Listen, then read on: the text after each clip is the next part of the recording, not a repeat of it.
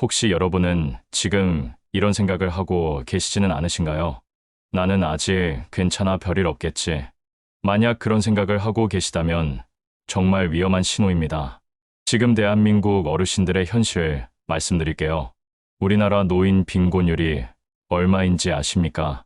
무려 43%입니다. OECD 국가 중에서 1위예요. 절반에 가까운 어르신들이 노후에 가난하게 살고 계십니다.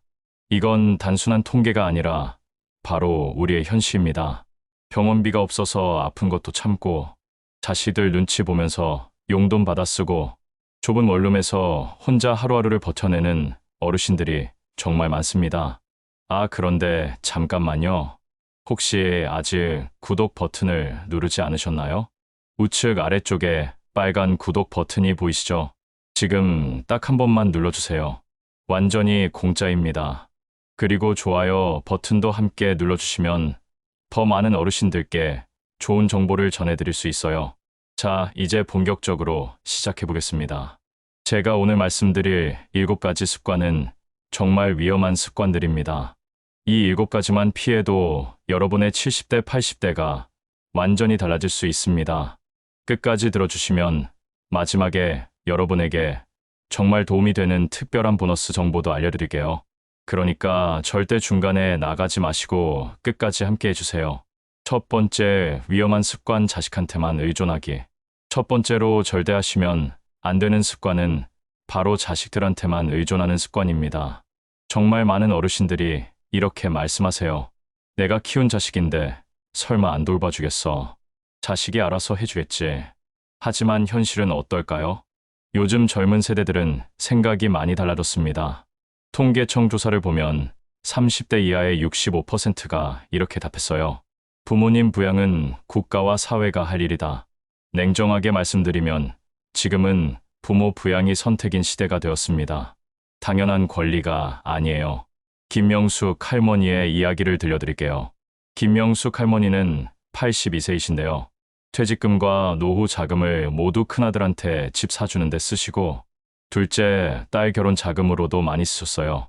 그런데 정작 본인이 병원에 가야 할 때는 돈이 없어서 기초생활수급을 신청하셨습니다. 아들과 딸은 어떻게 했을까요? 연락도 잘 안 되더래요. 김명숙 할머니가 병실에서 이런 말씀을 하셨어요. 내가 잘못했지. 내 노후를 자식한테 맡긴 게 잘못이야. 자식들이 나쁘다는 게 아닙니다. 자식들도 자기 인생이 있고 자기가 살아가야 할 일들이 많아요. 그런데 부모님까지 완전히 책임지기에는 현실적으로 어려운 거죠. 여러분 지금부터라도 이런 마음가짐을 가져주세요. 가족은 사랑하지만 내 노후는 내가 지킨다. 가족은 나의 마음의 버팀목이지 돈의 버팀목은 아니다. 80대에 한 푼도 없어서 자식들 집을 전전하며 눈치 보는 삶. 그런 게 여러분이 꿈꾸던 노후인가요? 두 번째 위험한 습관, 돈 공부 안 하기. 두 번째로 절대 하시면 안 되는 습관은 돈 공부를 안 하는 습관입니다. 많은 어르신들이 이렇게 말씀하세요. 나는 돈 욕심 없어. 있는 걸로 만족하고 살면 되지. 은행에 넣어두면 되잖아. 여러분, 이런 생각이 정말 위험합니다. 세상이 이미 바뀌었거든요. 30년 전처럼 은행에만 넣어놔도 이자 받던 시대는 끝났어요. 지금은 아무것도 안 하면 물가 때문에 돈이 줄어드는 시대입니다. 박철수 할아버지 이야기를 들려드릴게요. 박철수 할아버지는 78세이신데요. 평생 열심히 일해서 5천만 원 정도 모으셨어요. 그런데 그 돈을 그냥 은행에만 넣어두셨거든요. 10년이 지나니까 어떻게 됐을까요? 돈은 5천만 원 그대로 있지만 물가는 엄청 올랐어요. 예전에 5천만 원으로 살 수 있던 것들이 지금은 7천만 원은 있어야 살 수 있게 된 거죠. 결국 돈은 줄어든 것과 마찬가지예요. 지금 박철수 할아버지는 병원비도 부족해서 걱정이 많으세요. 통계를 보면 노인 빈곤층의 절반 이상이 이런 상황이래요. 돈이 있어도 돈이 늘어나지 않아서 생활이 어려워지는 거예요. 돈은 물과 같아요. 흐르지 않으면 썩습니다. 가만히 놔두면 그냥 사라져요. 여러분 돈 공부가 어려우시다고요? 천만에요. 지금은 유튜브에도 쉽게 설명해주는 채널들이 많아요. 도서관에 가면 쉬운 책들도 많고요. 아파트 투자, 주식 펀드, 연금 이런 것들 하나씩 배워보세요. 나이가 많다고 못할 이유는 없어요. 지금이 가장 빠른 때입니다. 세 번째 위험한 습관, 건강 관리 안 하기. 세 번째로 절대하시면 안 되는 습관은 건강을 제대로 관리하지 않는 습관입니다. 많은 어르신들이 이렇게 말씀하세요. 괜찮아, 나야 뭐. 병원 갈 시간도 없고 돈도 아까워. 아직은 괜찮아. 여러분, 이런 생각 정말 위험해요. 통계를 보면 노인들이 쓰는 돈의 절반 이상이 의료비래요. 돈을 아무리 많이 모아도 건강을 잃으면 그 돈이 모두 병원으로 가버려요. 이순자 할머니 이야기를 들려드릴게요. 이순자 할머니는 85세이신데요. 평생 아끼고 모아서 1억 원 정도의 재산이 있었어요. 그런데 고혈압과 당뇨를 그냥 놔두셨거든요. 별거 아니야 하시면서 병원도 안 가시고 약도 제대로 안 드셨어요. 그러다가 신장이 망가져서 지금 투석을 받고 계세요. 일주일에 3번씩 병원에 가야 하고 한 달 의료비가 수백만 원씩 들어가요. 돈이 있어도 병원 침대에만 누워 있으니까 무슨 의미가 있겠어요. 이순자 할머니가 이런 말씀을 하셨어요. 몸만 멀쩡했어도 이렇게까지는 안 됐을 텐데 여러분 건강은 단순한 체력이 아니에요. 건강은 자존심이고 자유예요. 건강이 무너지면 돈도 가족도 취미도 모두 의미가 없어져요. 특히 60세 이후에는 몸이 조금만 나빠져도 회복이 어려워요. 지금부터라도 이렇게 해주세요. 병원에 정기적으로 가세요. 건강검진 꼭 받으세요. 아픈 곳 있으면 참지 마시고 바로 치료받으세요. 좋은 음식 드시고 매일 조금씩이라도 걸으세요. 그리고 가장 중요한 건 나는 아직 더 살아야 한다. 이런 마음가짐이에요. 여러분의 몸이 마지막까지 건강하게 버틸 수 있도록 지금부터라도 소중히 여기세요. 네 번째 위험한 습관, 체면 때문에 돈 쓰기. 네 번째로 절대하시면 안 되는 습관은 체면 때문에 돈을 쓰는 습관입니다. 60대, 70대가 되어서도 아직 체면을 차리느라 고생하시는 분들이 정말 많아요. 아들 결혼인데 체면이 있지. 친구들 모임인데 내가 빈손으로 갈 수는 없지. 남들이 뭐라고 할까봐. 여러분, 체면이 밥 먹여줍니까? 체면이 병원비 내줍니까? 아니에요. 최재현 할아버지 이야기를 들려드릴게요. 최재현 할아버지는 78세이신데요. 평생 체면 때문에 사셨어요. 아들 결혼할 때는 체면 때문에 빚을 내서라도 좋은 예물을 해주셨고요. 딸 시집 갈 때는 은행 대출을 받아서 혼수를 해주셨어요. 친구들 모임에 나가서는 아직 여유 있다는 말을 하려고 자식들한테까지 돈을 빌려서 술값을 내셨어요. 그리고 지금 82세가 된 최재현 할아버지는 기초생활수급자가 되어서 혼자 쓸쓸히 지내고 계세요. 최재현 할아버지가 이런 말씀을 하셨어요. 내가 왜 그랬는지 모르겠어. 내가 버린 건 돈이 아니라 자존심이었어. 여러분, 체면은 남을 위한 거예요. 나를 위한 게 아니에요. 체면 때문에 돈을 쓰면 남들은 잠깐 오 대단하다 할지 몰라도 다음 날부터는 아무도 기억 안 해요. 하지만 내 통장 잔고는 그대로 줄어 있어요. 친구들이 뭐라고 할까 봐, 자식들이 창피할까 봐, 이웃들이 수군거릴까 봐. 이런 생각으로 쓰는 돈은 결국 나만 더 힘들게 할 뿐이에요. 노후에는 체면보다 실속이 중요해요. 남들 앞에서 부끄럽지 않으려고 애쓰지 마세요. 정말 부끄러운 건 체면이 아니라 아무 준비 없이 남한테 손 벌리는 거예요. 돈을 쓸 때는 꼭 생각해 보세요. 이 돈을 쓰면 나는 정말 행복해질까? 아니면 그냥 남을 위해 쓰는 걸까? 다섯 번째, 위험한 습관, 새로운 것 배우기 싫어하기.